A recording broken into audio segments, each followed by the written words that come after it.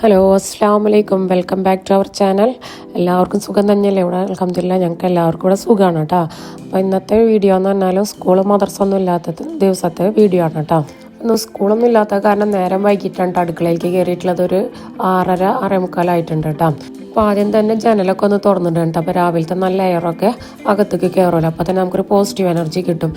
ഞാൻ അങ്ങനെയാണ് രാവിലെ എണീറ്റിട്ട് നിസ്കരിച്ചിട്ടുണ്ടെങ്കിൽ ഫ്രണ്ടിലെ വാതിലൊക്കെ തുറന്നിടും, ജനലുകളൊക്കെ തുറന്നിടും. അപ്പോൾ തന്നെ നമ്മൾ പുറത്തെ എയറൊക്കെ കയറി അകത്തുള്ള ചീത്ത എയറൊക്കെ പോയിട്ട് നമുക്കൊരു പോസിറ്റീവ് എനർജി ഫീൽ ചെയ്യും കേട്ടോ. അപ്പോൾ തലേ ദിവസം മീൻ വാങ്ങിയിട്ടുണ്ടായിരുന്നു, അത് വെള്ളത്തിൽ ഇട്ട് വയ്ക്കാനാട്ടോ. അപ്പോൾ ചോറിനുള്ളത് വെച്ചിട്ടുണ്ട്.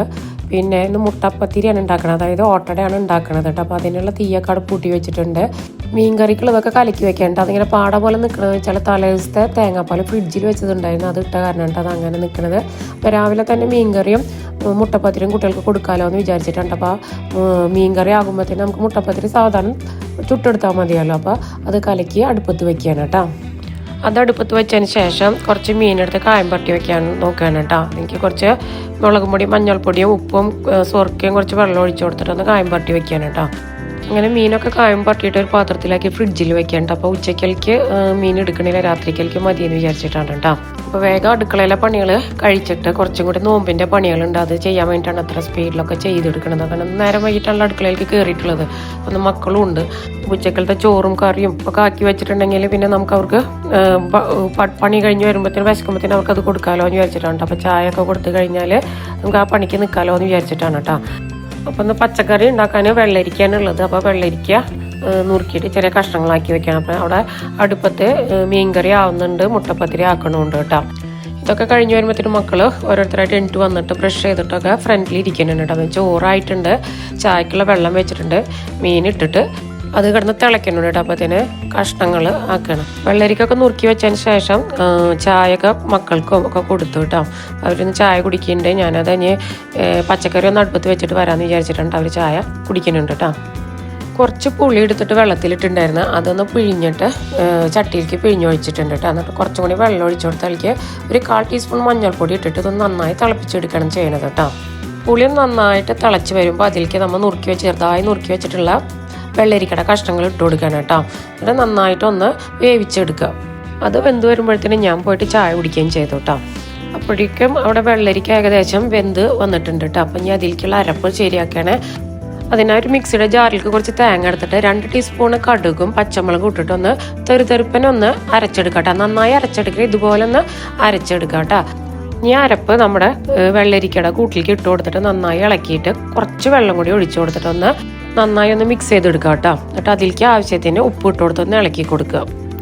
ഒന്ന് തിളച്ച് വരുമ്പോൾ നമുക്ക് പച്ചവേപ്പിൻ്റെ ഇല എടുത്തിട്ട് നന്നായി കീറി കഷ്ണങ്ങളാക്കിയിട്ട് അതിലേക്ക് ഇട്ട് കൊടുക്കുക കേട്ടോ, മണയിക്കുന്ന വരാൻ വേണ്ടിയിട്ട്. എന്നിട്ട് തീ ഓഫ് ചെയ്തിടാം കേട്ടോ. എന്നിട്ട് നമുക്ക് ഇതിലേക്ക് കടുകും വറ്റൽമുളകും കൂടെ താളിച്ചിടാം കേട്ടോ. അങ്ങനെ നമ്മുടെ വെള്ളരിക്ക കറി ഇവിടെ റെഡി ആയിട്ടുണ്ട്. ഇതിൽ ആ പച്ച കടുകിൻ്റെ ടേസ്റ്റാണ് കേട്ടോ മുന്തി നിൽക്കേണ്ട.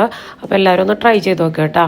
പിന്നെ കുറച്ച് കക്ക പൊരിക്കാണ്ടായിരുന്നു, അതൊക്കെ പൊരിച്ചിട്ട് അങ്ങനെ അടുക്കളയിലെ പണിയൊക്കെ ഏകദേശമൊക്കെ കഴിച്ചിട്ടുണ്ടായിരുന്നു കേട്ടോ. മക്കൾ പുറത്ത് കളിക്കുന്നുണ്ട് കേട്ടോ. ഇനി അടിക്കുക തുടക്കുകയൊക്കെ ചെയ്യണം, എന്നിട്ട് വേണം ബാക്കി നോമ്പിൻ്റെ പണികൾ തുടങ്ങാൻ കേട്ടോ. അപ്പോൾ അതൊന്നും കാണിക്കണില്ല, എല്ലാവരുടെയും പണി ഏകദേശമൊക്കെ കഴിഞ്ഞു തുടങ്ങിയിട്ടുണ്ടാവില്ലേ. എല്ലാവരും നോമ്പിനെ വരവേൽക്കാൻ വേണ്ടിയിട്ട് വീടും മനസ്സൊക്കെ തയ്യാറാക്കിക്കൊണ്ടിരിക്കുകയാണല്ലേ.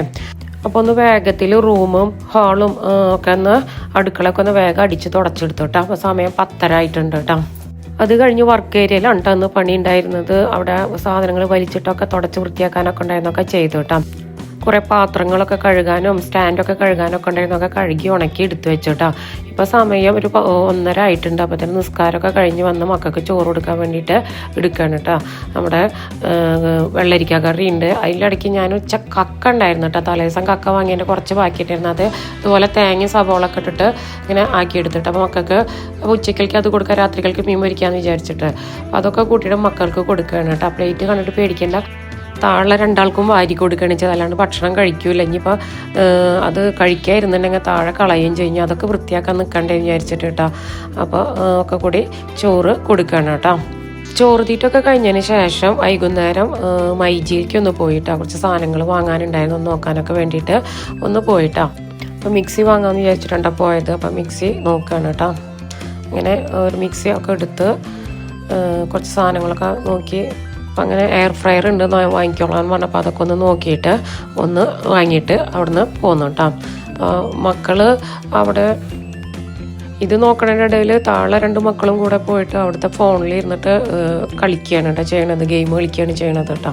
പിന്നെ അവിടെ നിന്ന് ഇറങ്ങാൻ കുറച്ച് നേരം വൈകിട്ടുണ്ടായിരുന്നു കേട്ടോ.